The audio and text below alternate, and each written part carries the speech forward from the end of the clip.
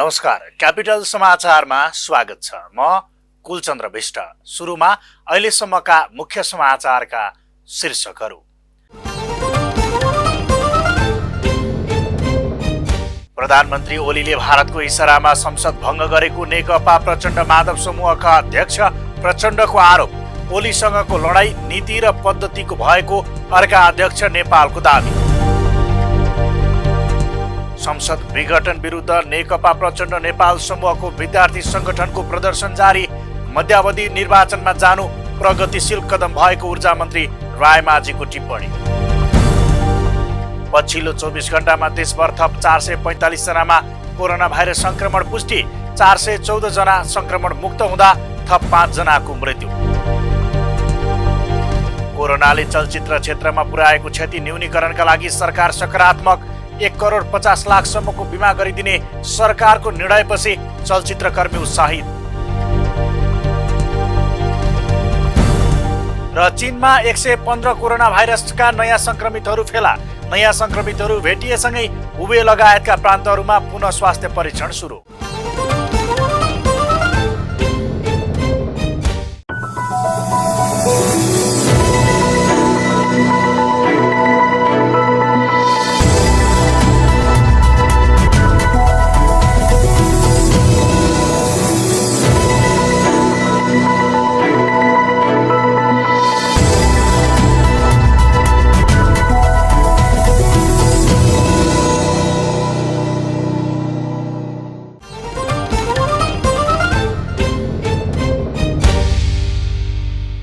Capital समाचार अब विस्तारमा।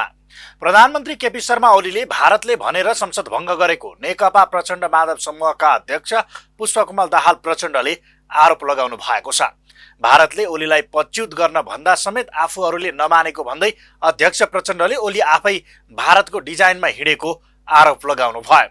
बुधबार काठमाडौँ जिल्ला स्तरीय भेलालाई सम्बोधन गर्दै प्रचण्डले ओलीका कारण संघीय लोकतान्त्रिक गणतन्त्र नै धरापमा परेको टिप्पणी गर्नुभयो। आफूहरूले नै निर्वाचित गरेको प्रधानमन्त्री र अध्यक्षले परिवर्तनका मुद्दालाई धुमिल पारेको प्रचण्डको भनाइ छ।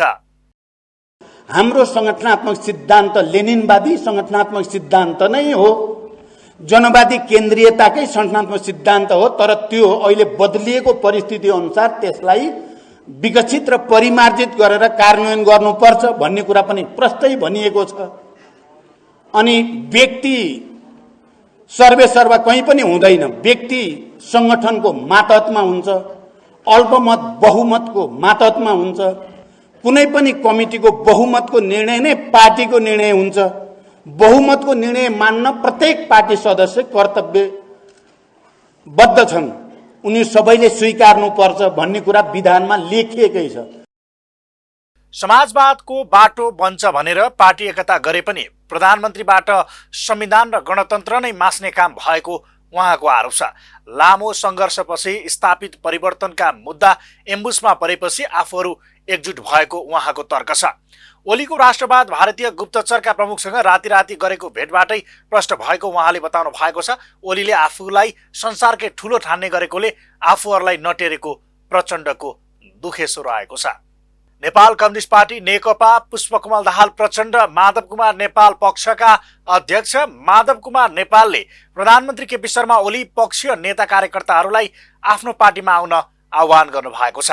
नेकपा काठमाडौँ जिल्ला कमिटीद्वारा आयोजित कार्यकर्ता भेलामा बोल्दै अध्यक्ष नेपालले आफ्नो पार्टी मूल पार्टी भएकाले प्रधानमन्त्री केपी ओली पक्षका नेता कार्यकर्ताहरूलाई यसैमा गोलबद्ध हुन आग्रह गर्नु भएको हो। ओलीसँगको लडाईँ पद र प्रतिष्ठाको नभई विचार नीति र पद्धतिको भएको भन्दै उहाँले आफूहरू पार्टीमा परिपाटी स्थापित गर्न लडेको बताउनु भयो। पार्टीको बहुमत आफूहरूसँग भएको तथा ओलीलाई अनुशासनको कारबाही गरिसकेको उल्लेख गर्दै अध्यक्ष नेपालले ओलीसँग असल कार्यकर्ता अत्यन्तै कम रहेको दाबी गर्नुभयो। उहाँले कतिपय कार्यकर्ताले पार्टीको आधिकारिकता प्रतीक्षा गरिरहेको भन्दै आधिकारिक पार्टी आफूहरू नै हुने दाबी गर्नुभयो। सूर्य चिन्ह आफूहरूले नेतृत्व गरेको नेकपासँगै हुने भन्दै उहाँले भ्रममा नपरी आफ्नो पार्टीमा लाग्न आह्वान गर्नुभयो। प्रधानमन्त्री ओलीले देशलाई सङ्कटमा पुर्याउने चाहना रहेको अध्यक्ष नेपालको भनाइ छ। वैशाखमा निर्वाचन नहुने उहाँले बताउनु भयो। अध्यक्ष नेपालले प्रधानमन्त्री ओलीले सर्वसत्तावादी र निरङ्कुश चरित्र देखाएको आरोप लगाउनु भयो। नेतृत्वमा पुगेपछि सबैलाई समेटेर अघि बढ्नुपर्नेमा त्यसो नगरिएको उहाँको भनाइ छ। मन्त्रीहरूको अधिकार खोसेर मन्त्रीहरूको अपमान गरिएको तथा सचिवहरू मार्फत सरकार चलाउन थालेको उहाँको भनाइ छ। ओलीले मदन भण्डारी फाउन्डेसन मार्फत पार्टीमा समानान्तर गतिविधि विगतदेखि नै निरन्तर चलाइरहेको र नयाँ पार्टी बनाउने अभ्यास पहिलेदेखि नै सुरु गरेको उहाँले बताउनु भयो। अध्यक्ष नेपालले प्रधानमन्त्री केपी शर्मा ओलीको राजनीतिक योगदानको सम्बन्धमा प्रश्न पनि उठाउनु भएको छ। उहाँले ओलीलाई विध्वंसकारी मान्छे भन्दै कहिले पनि बनाउने काम नगरेको टिप्पणी गर्नुभयो। झापादेखि जेल हुँदै जेलबाट निस्किएपछि पनि पार्टीमा समस्या मात्रै खडा गरेको उहाँले जिकिर गर्नुभयो। प्रधानमन्त्री ओलीसँग सृजनात्मकता नभएको र उहाँ विघटनको प्रतीकको रूपमा रहेको अध्यक्ष नेपालको भनाइ छ। प्रधानमन्त्री ओलीले पार्टीमा सधैँ बेइमानी र जालझेल गरेको उहाँले आरोप लगाउनु भयो। नेपाल कम्युनिस्ट पार्टी नेकपा प्रचण्ड माधव नेपाल समूहकी नेत्री अष्टलक्ष्मी साक्यले प्रधानमन्त्री केपी शर्मा ओली कम्युनिस्ट आन्दोलनलाई समाप्त पार्ने दिशामा अघि बढेको आरोप लगाउनु भएको छ। बुधबार नेपाल कम्युनिस्ट पार्टीका प्रचण्ड माधव समूहको काठमाडौँ भेलालाई सम्बोधन गर्दै बागमती प्रदेश इन्चार्ज साक्यले प्रधानमन्त्री ओलीले कम्युनिस्ट मूल्य मान्यता विपरीत प्रतिगमन गरेको दावी गर्नुभएको हो। उहाँले प्रधानमन्त्री ओली प्रतिगमनकारी, तानाशाही र स्वेच्छाचारी भएको आरोप लगाउनु भयो। केन्द्रीय कमिटीमा आफूहरूसँग बहुमत रहेको दावी गर्दै उहाँले केपी ओली कम्युनिस्ट आन्दोलन सकाउने दिशामा अघि बढेको आरोप लगाउनु भयो। अब कम्युनिस्ट पार्टीले यो देश हाँक्नुपर्छ, मुलुक हाँक्नुपर्छ, यो मुलुकको नेतृत्व गर्नुपर्छ, समृद्धिको नेतृत्व गर्नुपर्छ, सुशासन कायम गर्नुपर्छ, तमाम खालको सम्पूर्ण विकृति विसङ्गति अन्त्य गर्नुपर्छ, देशमा भ्रष्टाचार नियन्त्रण अन्त्य गर्नुपर्छ, देशलाई चाहिँ समृद्धिको बाटोमा अगाडि बढाउनुपर्छ। यो कम्युनिस्ट पार्टीले मात्रै गर्न सक्छ भनेर त्यो विश्वासका साथ चाहिँ लागिरहँदाखेरि आज एउटा तानाशाह कम्युनिस्ट आन्दोलनबाटै, कम्युनिस्ट पार्टीबाटै एउटा तानाशाह नेतृत्व जन्मिँदाखेरि आज दुर्भाग्य हामीले धक्का खाएका छौँ। आन्दोलनले धक्का खाएको छ, कम्युनिस्ट पार्टीले धक्का खाएको छ। काठमाडौँवासीहरू निरङ्कुश तन्त्र, एकात्मक व्यवस्था र राजतन्त्र व्यवस्थामा विश्वास नगर्ने र लोकतन्त्र र गणतन्त्र मन पराउने भन्दै काठमाडौँवासीहरू प्रतिगमन नसचिएसम्म सेलाएर नबस्ने चेतावनी दिनुभयो। फेरि पनि त्यो दिन आउँछ, ढुक्क हुनुहोस्, तर त्यसको लागि हामी सबै एकजुट भएर फेरि पनि अगाडि बढ्नुपर्छ भन्ने मलाई लाग्दछ। ऊर्जा, जलस्रोत तथा सिंचाई मन्त्री टोपबहादुर रायमाझीले मध्यावधि चुनावमा जानु प्रगतिशील कदम भएको बताउनु भएको छ। मन्त्री रायमाझीले देशको राजनीतिक प्रणाली र परिवर्तनका मुद्दाहरू नै गुम्ने स्थिति आएको कारण मध्यावधि निर्वाचनमा जानु परेको बताउनु भएको हो। बुधबार काठमाडौँमा आयोजित कार्यक्रममा बोल्दै मन्त्री रायमाझीले मध्यावधि निर्वाचनमा जानु प्रगतिशील कदम भएको टिप्पणी गर्नुभयो। देशको परिवर्तनको रक्षा गर्न निर्वाचन आवश्यक रहेको उहाँको भनाइ छ। उहाँले प्रतिपक्षी दलहरू निर्वाचनमा जान डराएको तथा सडकमा आन्दोलन गरेर देशको विकास र समृद्धि नहुने बताउनु भयो। आगामी भदौसम्म 500 मेगावाट बिजुली खेर जाने स्थिति छ। दिनको अरबभन्दाको हाराहारीमा चाहिँ हामीलाई लस हुने सम्भावना छ, हाम्रो आर्थिक रूपमा हामीलाई नोक्सान हुने बढी स्थिति छ। यसमा मैले यहाँ तपाईँहरूलाई के जानकारी गराउनु पर्यो, सुसूचित गर्न के तपाईँलाई स्पष्ट गर्न चाहन्छु भने अब एमसिसीले गर्ने भनेर हामी झुन्डेर बसिरहेछौँ। एमसिसी विवादमा छ, त्यसकारण हामी एक दिन पनि पर्खिनेवाला छैनौँ।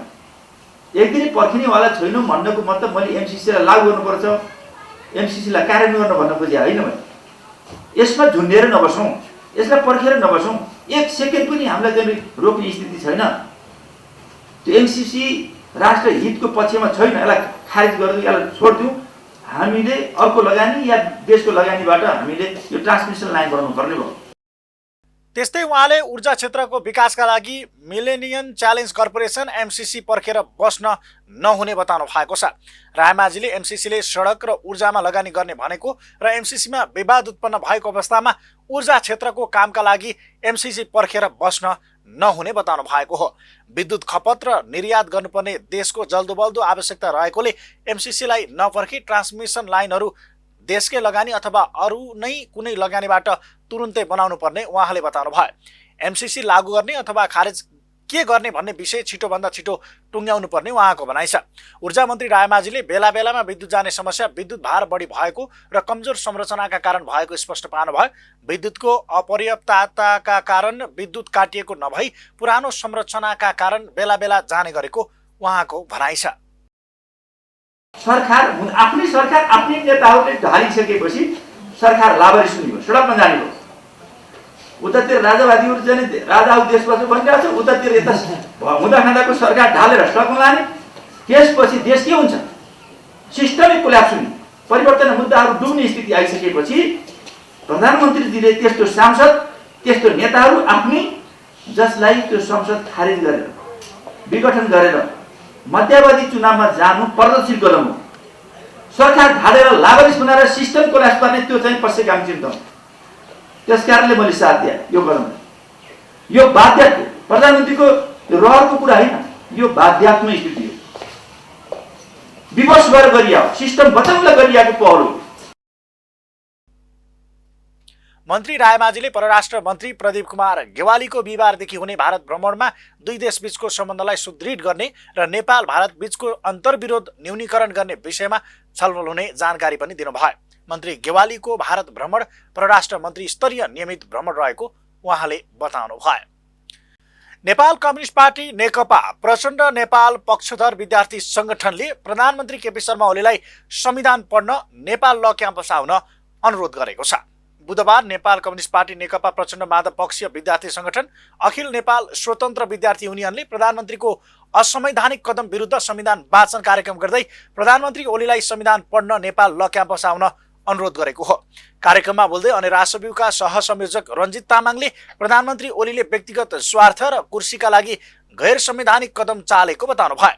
संविधानको सही व्याख्या भएन र सर्वोच्च अदालतले न्याय दिएन भने विद्यार्थीहरूले न्यायाधीशहरूलाई बाटो छेकेर संविधानको कुन धारा अनुसार प्रधानमन्त्रीको कदम संवैधानिक हो भन्ने प्रश्न गर्नुपर्ने उहाँको भनाइ छ। संविधानमा लेखिएको कुरा मात्रै हुँदैन, नजिरले मात्रै हुँदैन, यसमा अरू कुरा पनि हुन्छन् भनेर श्रीमानहरूले भनिदिनु पर्यो र नेपाल ल क्याम्पसलाई कि चाहिँ सर्वोच्च अदालतमा पढाउन सुरुवात गर्नु पर्यो। होइन, सर्वोच्च अदालतले संविधान अनुसार निर्णय गरेन, कानुन अनुसार यसको व्याख्या गरेन र संविधान उस्तै संविधान अध्ययन गर्ने बेलामा श्रीमानहरूले फरक चस्मा लगाएर संविधान अध्ययन गरेर भर्खरै शिशु संविधानलाई हत्या गर्ने कुचेष्टा गर्नुभयो भने श्रीमानहरू एकपटक फेरि ल क्याम्पसमा आएर कि चाहिँ पढ्नु पर्यो। अनेरासब्युका नेता सुदेश पराजुलीले संविधानले प्रधानमन्त्रीलाई संसद विघटनको कुनै अधिकार नदिएको बताउनु भयो। प्रधानमन्त्री ओलीलाई संविधानले धेरै दिन बालुवाटार बस्ने अधिकार नदिएको उहाँको भनाइ छ। अनेरासब्युले प्रतिनिधि सभा विघटनको विरुद्धमा निरन्तर विरोधका कार्यक्रम गर्दै आएको छ। असंवैधानिक कदम नसचिएसम्म विरोधका कार्यक्रम जारी रहने अनेरासब्युले जनाएको छ। प्रतिनिधि सभा विघटनको विरुद्धमा परेको मुद्दाको सुनवाई सम्बन्धी बहस शुक्रबारसम्मलाई स्थगित भएको छ। बुधबार संवैधानिक इजलासमा भएको बहसमा मुद्दा बृहत पूर्ण इजलासमा पठाउने कि नपठाउने भन्ने बारेमा निर्णय हुन नसकेपछि बहस शुक्रबारलाई सारिएको हो। दुवै पक्षका वकिलले बहस गरे पनि इजलासले कुनै निर्णय नगरी यही बहसलाई शुक्रबारको इजलासमा निरन्तरता दिने निर्णय गरेको छ। रिट निवेदकका तर्फबाट बहस गर्दै अधिवक्ता रमण श्रेष्ठले मुद्दा पूर्ण इजलासमा पठाउनु पर्ने बताउनु भएको थियो। सरकारले मुद्दा पूर्ण इजलासमा पठाउन नहुने भन्दै निवेदन दिएको थियो। क्यापिटल समाचारमा अब पालो विश्रामको। तपाईको परिवेश र बाँकी विश्वका सम्पूर्ण सन्दर्भ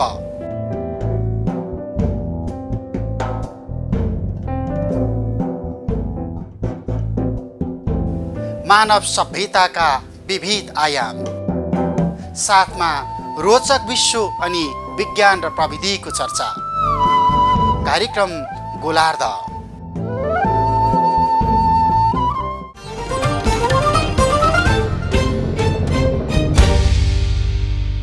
विश्रामपछि क्यापिटल समाचारमा स्वागत छ। अब बाँकी समाचार। पछिल्लो 24 घण्टामा देशभर 445 जनामा कोरोना भाइरस संक्रमण पुष्टि भएको छ। स्वास्थ्य तथा जनसङ्ख्या मन्त्रालयका अनुसार 4154 पीसीआर परीक्षण गर्दा 445 जनामा कोरोना पुष्टि भएको हो। यो सँगै नेपालमा कोरोना संक्रमितको संख्या 2,66,143 पुगेको छ। संक्रमण पुष्टि भएका मध्ये 2,59,772 जना निको भएका छन्। पछिल्लो 24 घण्टामा 414 जना कोरोना मुक्त भएका छन् भने 5 संक्रमितको मृत्यु भएको छ। हालसम्म कोरोना संक्रमित मृतकको संख्या 1,937 पुगेको छ। बुधबार सक्रिय संक्रमितको संख्या 4,434 रहेको छ। नेपाल सरकारले कोरोनाका कारण थला परेको चलचित्र उद्योग बचाउन विभिन्न शीर्षकमा आर्थिक सहयोग उपलब्ध गराउने भएपछि चलचित्र क्षेत्र चलायमान हुने भएको छ। कोरोना महामारीका कारण ठप्प रहेको चलचित्र क्षेत्रलाई गतिशील बनाउन सरकारले अनुमतिका साथै अनुदान दिने भएपछि व्यवसायीहरू उत्साहित बनेका छन्। एक रिपोर्ट। सरकारले चलचित्र उद्योग बचाउन अनुदान उपलब्ध गराउने भएपछि चलचित्र क्षेत्र पुनः चलायमान हुने भएको छ। चलचित्र क्षेत्र खुला भएसँगै सरकारको यो कदमले सबैलाई बाँच्ने आधार दिएको चलचित्र क्षेत्रसँग सम्बद्धहरू बताउँछन्। यससँगै 10 महिनादेखि ठप्प चलचित्र उद्योग पूर्ववत अवस्थामा फर्कने चलचित्र निर्माता संघका अध्यक्ष आकाश अधिकारीको विश्वास छ। सरकारले स्वास्थ्य सावधानी अपनाएर गतिविधिहरू गर्न अनुमति दिएको छ। चलचित्र निर्माण छायाङ्कनलाई एक परियोजना बनाई 1,50,00,000 बिमा गर्ने तथा बिमाको प्रिमियम बापतको रकम नेपाल सरकारले तिरिदिने पनि निर्णय भएको छ। अध्यक्ष अधिकारीका अनुसार सरकारले अहिले रिलिजको तयारीमा रहेका सिनेमाको VPC कस्ट र इन्कोडिङ कस्ट बापतको रकम पनि तिरिदिने भएको छ। यो 10 महिनाको लस जुन छ अति प्रभावितमा हाम्रो इन्डस्ट्री जुन इन्टरटेनमेन्ट इन्डस्ट्री छ यसलाई कसरी उठाउने त? यसलाई चाहिँ यो घाटा भन्दाखेरि हामीले नाफा कमाउनलाई परिपूर्ति माग्न खोजे होइन कि अब यो इन्डस्ट्रीलाई पुनरुत्थान र संरक्षण कसरी गर्नुहुन्छ राज्यले भनेर त्यसको पोलिसी चाहिँ हामीले बुझाएका छौँ। र अहिले अब खुल्यो, चलचित्र निर्माण पनि खुल्यो, प्रदर्शन पनि खुल्यो। यो खुलेमा हामी खुसी छौँ, राज्यलाई हामी धन्यवाद पनि दिन चाहन्छौँ। तर यसको साथसाथै यो 10 महिना भएको समस्या जुन चाहिँ नि यसको परिपूर्ति कसरी हुन्छ भन्ने हाम्रो चाहिँ माग चाहिँ जारी नै छ। नेपाल सरकारले बिमा, VPC कस्ट, इन्कोडिङ कस्ट, प्रचार प्रसार तथा पब्लिसिटीमा आर्थिक अनुदान दिने निर्णय गरेको छ। यो निर्णयसँगै अब निर्माण भइसकेका तथा निर्माणकै क्रममा रहेका चलचित्रहरू प्रदर्शनका लागि सहजता भएको छ। आज 40 वर्षदेखि मलाई मेरो दर्शकहरूले मलाई जुन आज शिवश्रेष्ठ भन्नुभयो, शिवश्रेष्ठ बनाउनुमा आज 40 वर्ष लाग्यो भनेदेखि मैले पनि के गर्नु पर्यो नि? ठिक छ, केही छैन। यो के छ, पैसा भनेको चिजभन्दा पनि सबभन्दा पहिला के छ भने यो अब भनौँ न, घरबाट म बाहिर के किन्न जाँदाखेरि मै घरमा फर्किँदाखेरि मेरै परिवारले पनि अब के गर्ने, बाहिर गएर आउनु मिल्छ, के छ कसो छ डाँडो पर्ने अवस्था थियो। भनेदेखि यो टाइममा पो हामीले के भने दर्शकहरूलाई पनि इन्टरटेनमेन्ट किन नदिनु देख्छु नि, ल अब फलक सरी गरौँ भनेर हामीले आँट गऱ्यौँ। अनि हामीले के सोच्यौँ भनेदेखि अब दर्शकहरूलाई अरू त होइन, एउटा इन्टरटेनमेन्टको भ्याक्सिन किन नदिनु त हामीले भन्ने कुरा सल्लाह गरेर हामी जम्मा गर्दाखेरि नेपाल सरकारले पनि हामीलाई सहयोग गर्नुभयो। आज मिडियाबाट जुन सहयोग भएको छ त्यो त हामीले कहिले बिर्सिनै सक्दैनौँ।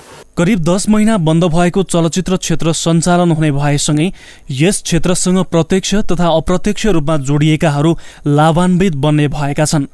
यो क्षेत्र बन्द हुँदा विशेष गरी चलचित्र निर्माणमा प्रत्यक्ष रूपमा जोडिने प्राविधिकहरू प्रभावित बनेका थिए। भर्खरै चलचित्र क्षेत्रमा आएका तथा पुरानै कलाकारहरू समेत यस क्षेत्रबाट पलायन हुनुपर्ने अवस्था बन्दै गएको थियो। तर सरकारको आर्थिक सहयोगमै चलचित्र क्षेत्र खुल्ला हुने भएपछि सरकारवालाहरूको यी विविध समस्याहरू समाधान हुँदै जाने विश्वास गर्न सकिन्छ। काठमाडौँको माइतीघर मण्डलामा हरेक राजनीतिक परिवर्तनपछि दबाब दिने, असन्तुष्टि पोख्ने तथा सरकारलाई खबरदारी गर्ने थलोका रूपमा स्थापित भएको छ। अझ 2063 सालको राजनीतिक परिवर्तनपछि संसद भवन नै बानेश्वरमा सरेपछि अधिकांशले दबाबका लागि माइती घरकै सडकलाई गतिलो अखडा मान्दै आएका छन्। तर आफ्नो स्वार्थ पूरा गर्न र गराउन माइती घरको मूल सडकमा कब्जा जमाउँदा सर्वसाधारणले कस्तो हैरानी खेप्नुपर्छ, कसैले सरोकार राख्दैनन्। अचला लोहनीको रिपोर्ट। सरकारले संघीय संसद भङ्ग गरेर मध्यावधिमा जाने निर्णय गरेपछि 3 साता यता माइतीघर मण्डलामा भेला भएर आन्दोलन गर्नेहरूले पालो कुर्नुपर्ने अवस्था आएको छ। प्रमुख प्रशासनिक केन्द्र सिंहदरबार, सर्वोच्च अदालत, जिल्ला प्रशासन कार्यालय तथा नेपाली सेनाको मुख्यालयसँग जोडिएको मण्डला यसकारण पनि आन्दोलनकारीको थलो बनेको छ कि यहाँ भेला भएर आन्दोलनकारी संसद भवनसम्म पुग्ने प्रयत्न गर्दछन्। तर हरेक दिन आन्दोलन हुने यो ठाउँलाई स्थानीय प्रशासनले निषेधित क्षेत्र भन्ने गरेको छ। तर आन्दोलनकारीले न प्रशासनको आग्रह मानेका छन्, न आन्दोलनबाट बिना कारण प्रताडित बन्नेको पीडा नै सुन्ने गरेका छन्। पिसफुल छ भने त ठिकै हो, गाडी साडी बन्द भएन भने ठिकै हो, तर त्यो एकदमै भाइलेन्स खालको पनि आन्दोलन हुन्छ क्या। अब स्टुडेन्टहरूले नै त्यस्तो आन्दोलन गरिरहेको थियो अस्ति, त्यो एकदम नपचेको कुरा हो। त्यस्तो नगरिदिनु हुन चाहिँ आग्रह गर्दछु सबैलाई। हरेक दिन थरीथरीका आन्दोलनकारी भेला हुने माइतीघर मण्डला प्रशासनिक, कानुनी तथा राजनीतिक हिसाबले संवेदनशील क्षेत्र हो। यो क्षेत्रबाट हरेक दिन हजारौं सवारी साधनमा लाखौं सर्वसाधारण ओहोरो दोहोरो गर्दछन्।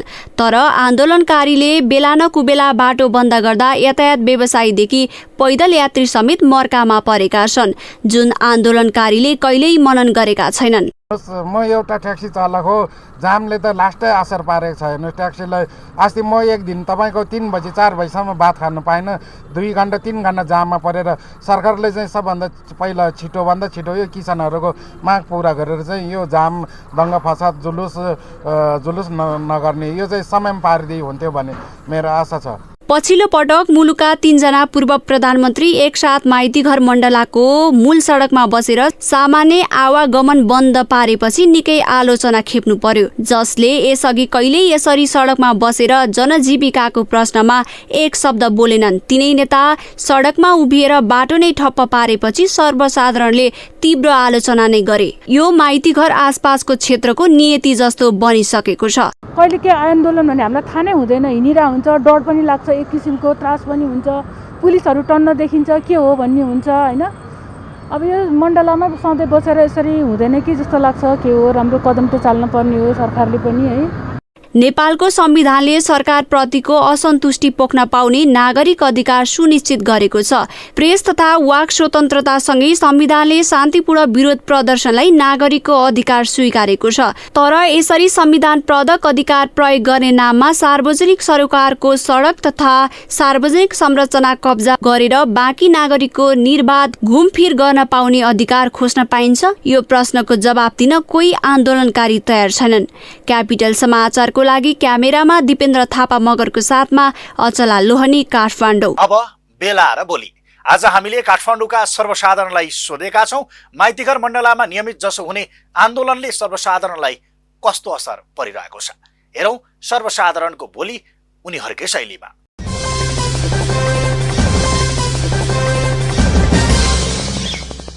हामी कलेज आउँदाखेरि जाँदाखेरि गाह्रो त भइरहेछ, हुन त नभएको त होइन, तर डेमोक्रेटिक कन्ट्री भएपछि हामीले मान्छेहरूको भोइस राख्ने ठाउँ भने माइती घर हो। यो चाहिँ कलेजको लोकेसन चाहिँ अलिकति टाढा हुनुपर्ने, शान्त ठाउँमा हुनुपर्ने। यसै गाडीहरूको नि आवाज आइहाल्छ, त्यो इफेक्ट त परिहाल्छ अवश्य, तर हाम्रो कलेजको लोकेसन चाहिँ अलिकति शान्त ठाउँमा हुनुपर्छ। डेमोक्रेटिक कन्ट्रीमा भएपछि हाम्रो आवाजहरू त सुनाउनु परेको, त्यो त नर्मल कुरा हो। जस अब अलिअलि इफेक्ट त पर्छ, तर हामी अब के गर्नु, अब अरू मागहरू पनि जायज माग हो, सही दिनुपर्छ स्टुडेन्ट भएपछि पनि। प्लस हाम्रो कलेजको लोकेसन पनि हामीले भन्ने चेन्ज पनि हुँदैन। हामीलाई चाहिँ अब कलेजहरू जान, यताउति नयाँ बायाँ जान, ट्रेनिङहरू यताउति जान चाहिँ धेरै समस्या भइरहेछ। अब जस्तै हिजो त यहाँ पुरै रोडमा बसिरहनु भएको थियो नि त, अनि त्यतिखेर हामीलाई चाहिँ टाइममा नपुग्ने होइन, अनि उता कलेजहरू जान, यताउति जान चाहिँ अलिक धेरै नै समस्या भइरहेको थियो। अब यस्तो छ, यहाँ हाम्रो थापाथली र माइती घर एकदम नजिकै छ। यहाँको आन्दोलनको माहौल अब हामी विद्यार्थीको राजनीतिलाई पनि अलिअलि असर गर्छ। यो आन्दोलनले गर्दा प्रत्यक्ष रूपमा जस यहाँका शिक्षक शिक्षिकादेखि लिएर विद्यार्थी सबैलाई प्रत्यक्ष अप्रत्यक्ष रूपमा असर पुगेको छ।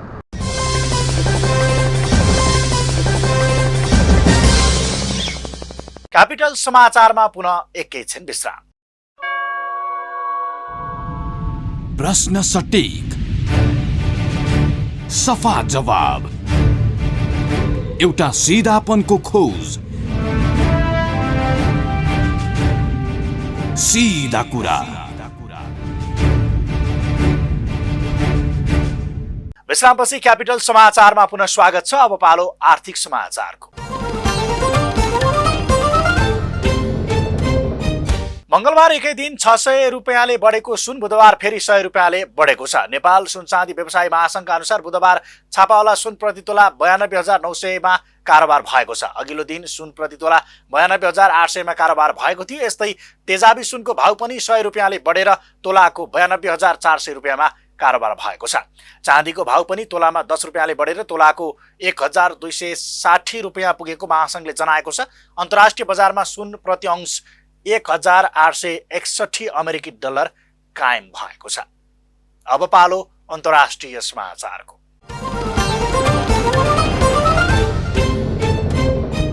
चीनमा कोरोना भाइरसका नयाँ संक्रमितहरू भेटिएका छन्। चीनभित्रै संक्रमणका थप 115 वटा नयाँ घटना बाहिर आएको मंगलबार जानकारी दिइएको हो। चीनको नेशनल हेल्थ कमिसनले बुधबार दिएको जानकारी अनुसार चीनमा 115 जना नयाँ संक्रमित भेटिएका छन्। तीमध्ये 107 जना चीनभित्रैका नागरिकमा संक्रमण देखिएको हो। चीनका स्थानीय नागरिकहरूबाटै ती 107 जना व्यक्ति संक्रमित भएको पाइएको समाचारमा जनाइएको छ। चीनले कोरोनाबाट निको भएका नागरिकहरूको पुनः स्वास्थ्य जाँच सुरु गरेको छ। कोरोना पुनः हुन सक्ने सम्भावनालाई मध्यनजर गर्दै यस्तो कदम सुरु गरेको चीनले जनाएको छ। चीनिया स्वास्थ्य अधिकारीहरूका अनुसार चीनले निको भएका बिरामीमाथि पनि नजर राख्न र पुनः स्वास्थ्य परीक्षण गर्ने काम केही महिना यतादेखि नै थालेको हो। स्वदेशी संक्रमित मध्ये 90 जना उत्तरी चीनको हुबे प्रान्तका रहेका छन्। अब पालो खेल समाचारको।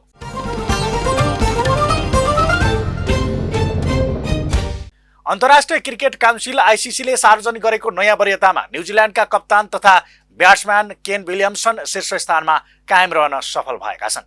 विलियमसन टेस्ट क्रिकेटको ब्याट्सम्यानतर्फ शीर्ष स्थानमा यथावत रहन सफल भएका हुन्। यस्तै भारतीय क्रिकेट टोलीका कप्तान विराट कोहलीलाई पछि पार्दै अस्ट्रेलियाका स्टिभ स्मिथ दोस्रो स्थानमा उक्लिएका छन्। अस्ट्रेलियाका मार्नुस लामुसाग्ने चौथो र पाकिस्तानका बाबर आजम पाँचौं स्थानमा रहेका छन्। बलिङतर्फ अस्ट्रेलियाका पाट कुमिन्स शीर्ष स्थानमा यथावत छन्। इङ्ल्यान्डका स्टुवार्ड बोर्ड दोस्रो, न्युजिल्यान्डका निल बाग्नेर तेस्रो, न्युजिल्यान्डका टिम साउथी चौथो र अस्ट्रेलियाका जोस हाजलवुड पाँचौं स्थानमा छन्। अलराउन्डरतर्फ इङ्ल्यान्डका बेन स्टोक शीर्ष स्थानमा यथावत छन्। भारतका रविन्द्र जडेजा दोस्रो, वेस्ट इन्डिजका जासन होल्डर तेस्रो, बङ्गलादेशका साकिब अल हसन चौथो र न्युजिल्यान्डका केली जेमिसन पाँचौं स्थानमा रहेका छन्। यो सँगै हामी क्यापिटल समाचारको अन्त्यमा छौँ। अन्त्यमा मुख्य समाचारका शीर्षकहरू फेरि एकपटक। प्रधानमन्त्री ओलीले भारतको इसारामा संसद भङ्ग गरेको नेकपा प्रचण्ड माधव समूहका अध्यक्ष प्रचण्डको आरोप। ओलीसँगको लडाईँ नीति र पद्धतिको भएको अर्का अध्यक्ष नेपालको दाबी। संसद विघटन विरुद्ध नेकपा प्रचण्ड नेपाल समूहको विद्यार्थी संगठनको प्रदर्शन जारी। मध्यावधि निर्वाचनमा जानु प्रगतिशील कदम भएको ऊर्जा मन्त्री रायमाझीको टिप्पणी। पछिल्लो 24 घण्टामा देशभर थप 445 जनामा कोरोना भाइरस संक्रमण पुष्टि। 414 जना संक्रमण मुक्त हुँदा थप 5 जनाको मृत्यु। कोरोनाले चलचित्र क्षेत्रमा पुर्याएको क्षति न्यूनीकरणका लागि सरकार सकारात्मक। 1,50,00,000 बिमा गरिदिने सरकारको निर्णयपछि चलचित्रकर्मी उत्साहित। र चीनमा 115 कोरोना भाइरसका नयाँ संक्रमितहरू फेला। नयाँ संक्रमितहरू भेटिएसँगै हुबे लगायतका प्रान्तहरूमा पुनः स्वास्थ्य परीक्षण सुरु। हवस् त, क्यापिटल समाचार अहिलेलाई सकियो। सूचना, मनोरञ्जन र ताजा समाचारका लागि क्यापिटल टिभी हेर्दै रहनुहोला। नमस्कार।